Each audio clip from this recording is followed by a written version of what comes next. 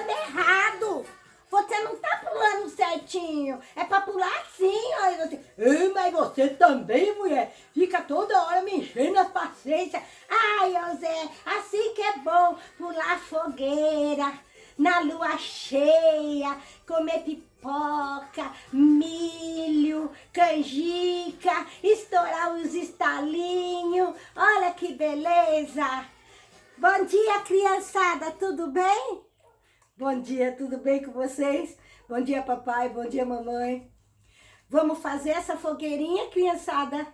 Vamos lá? Arranja lá um papel, um rolinho de papel toalha, ou se não, de papel higiênico também, pode ser, né? Aí você corta as pontinhas, ó, corta essas pontinhas. Dá para fazer a chama da fogueira. Coloca a chama, pinta. E aqui embaixo, ó, você corta para fazer de conta que é a madeirinha que tá queimando. Tá bom? Tá?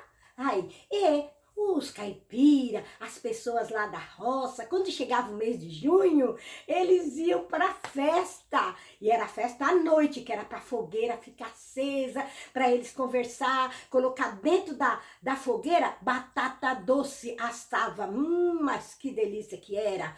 Nossa, aí eles ficavam conversando. E eram os dias certos. Era festa de Santo Antônio. Ah, foi ontem a festa de Santo Antônio. Diz que é o santo casamenteiro. Não sei se é verdade, mas é a história que eles contam, né? E aí depois tem a festa de São João e depois a festa de São Pedro. Olha, eu gosto muito. Eu gosto nada, fala direito. Eu gosto muito, eu gosto muito de ficar pulando.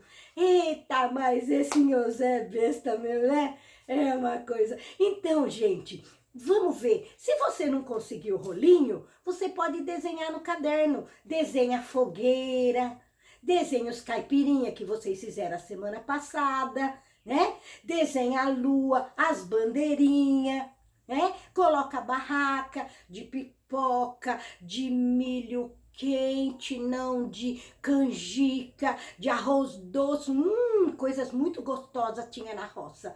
E era assim que eles passavam o tempo. Eles não tinham internet, eles não tinham televisão, então eles se reuniam no mês de junho para falar a respeito das coisas que eles estavam plantando, daquilo que eles estavam colhendo. E a roupa era roupa assim, ó, era roupa chique deles, era a roupa que eles guardavam para ir na festa.